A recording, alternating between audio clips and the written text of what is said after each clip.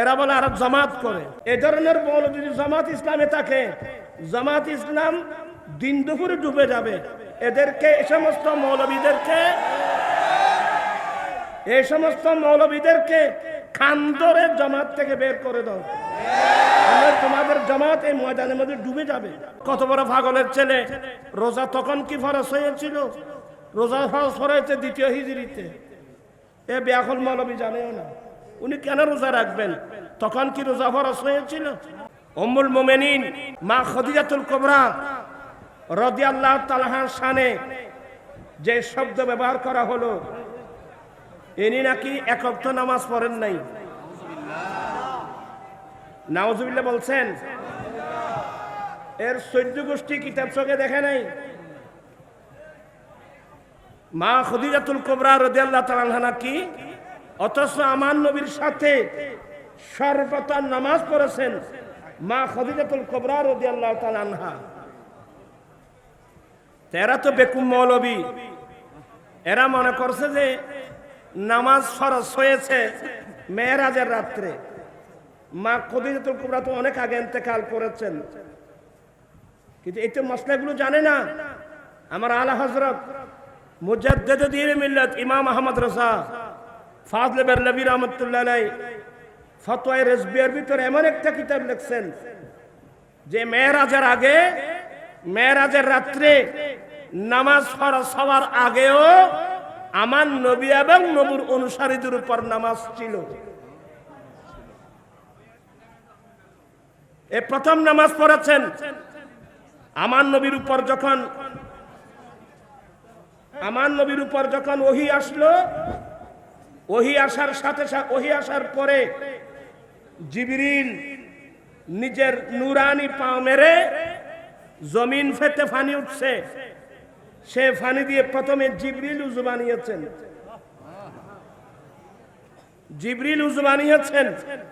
এরপর আমার রাসূল উযু বানিয়েছেন, এরপর আমার রাসূল জিবরিলের সঙ্গে নামাজ আদায় করেছেন।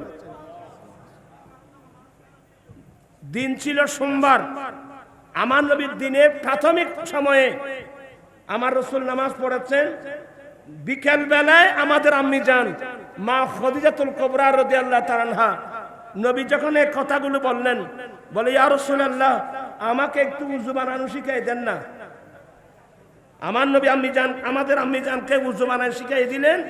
উযু বানিয়ে মা খাদিজাতুল কুবরা রাদিয়াল্লাহু তাআলা আনহা নামাজ আদায় করলেন সোমবার বিকেল বেলায়। তারপরের দিন মঙ্গলবার মাওলা আলী শের খুদা নামাজ আদায় করেছেন। সুবহানাল্লাহ। আমি কয়টা হাদিস নকল করছি জানেন? আমার নকল করতে হবে না, আমার আলা হযরত যে কিতাব লিখছে, জামানুত তাজ ফি সালাতে ক্বাবলা আল মিরাজ, এই নামের উপর বিরাট কিতাব লিখছেন আলা হযরত। এই মৌলবী যারা আজকে মাঠে ময়দানে দৌড়াদৌড়ি করতেছে, এদের কাছে তো কিতাব সম্বন্ধে কোনো আইডিয়া নেই। সেই কিভাবে বলল মা খাদিজা এক ওয়াক্ত নামাজও পড়ে নাই? এটা তো মা খাদিজাতুল কুবরার উপর একটা মিথ্যা তহমত, এটা মিথ্যা অপবাদ। এগুলো এই সমস্ত বেয়াকুল মৌলবী, এরা বলে আর জামাত করে। আমি বলবো এ ধরনের মৌলবী যদি জামাত ইসলামে থাকে, জামাত ইসলাম দিন দুপুরে ডুবে যাবে। এদেরকে এই সমস্ত মৌলবীদেরকে খান ধরে জামাত থেকে বের করে দাও, তোমাদের জামাত এই ময়দানের মধ্যে ডুবে যাবে। আর সে কিভাবে বলল? সে নামাজও পড়ে নাই, রোজাও রাখে নাই। তো কত বড় পাগলের ছেলে! রোজা তখন কি ফরজ হয়েছিল? রোজা ফরজ হয়েছে দ্বিতীয় হিজরিতে। এ বেয়াকুল মৌলবী জানেও না উনি কেন রোজা রাখবেন। তখন কি রোজা ফরজ হয়েছিল? ফরদা ফরজ হয়েছিল, ফরদাও করে নাই। আর ফরদা করবে কেন? তখন তো ফরদা ফরজ হয় নাই। এরপরে তো আমার নবীর স্ত্রীরা পর্দা করতেন। এগুলো আমি কোরআন শরীফ থেকে বললে আশ্চর্য হয়ে যাবেন। এই যে মরিয়ম আলাইহিস সালাম, জিবরিল যখন পুরুষের আকৃতিতে আসছিল, আল্লাহর হুকুম পরীক্ষা করার জন্য মরিয়ম ডাক দিলেন, এই মানুষ সাবধান, আমি তোমার কাছ থেকে আল্লাহর কাছে ভাড়া চাই, আমার দিকে এক কদম দিবা না।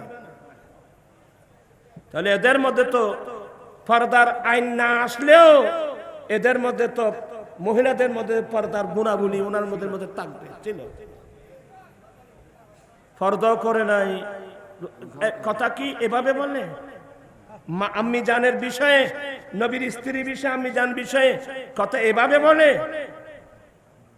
তা আমি একদিন ওই লাইভে আসবো এই বিষয়গুলো নিয়ে, এখন আসি নাই, এদের তামাশা দেখতেছি আমি শুধুমাত্র।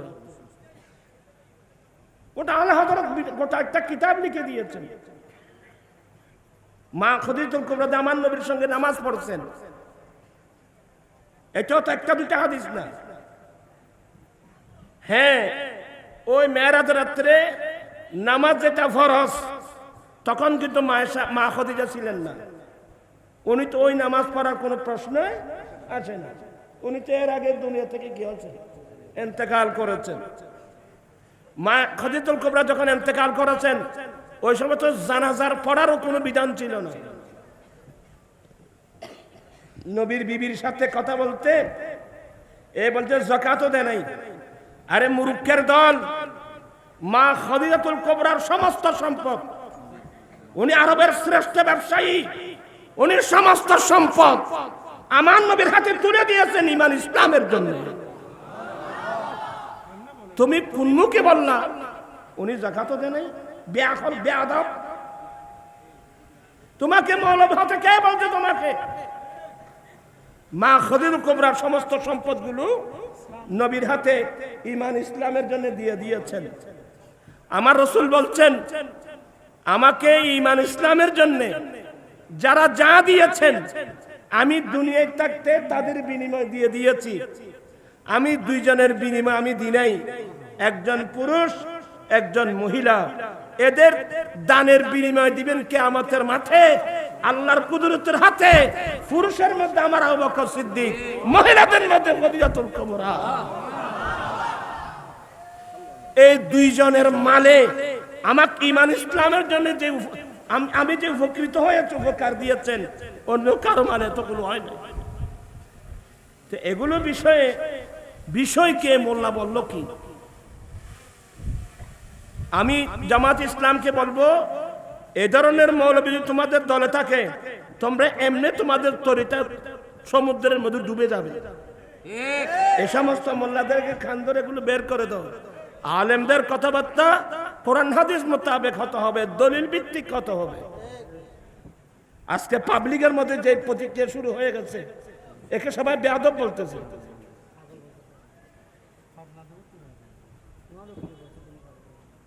তো যাই হোক, এদেরকে বলে লাভ নাই।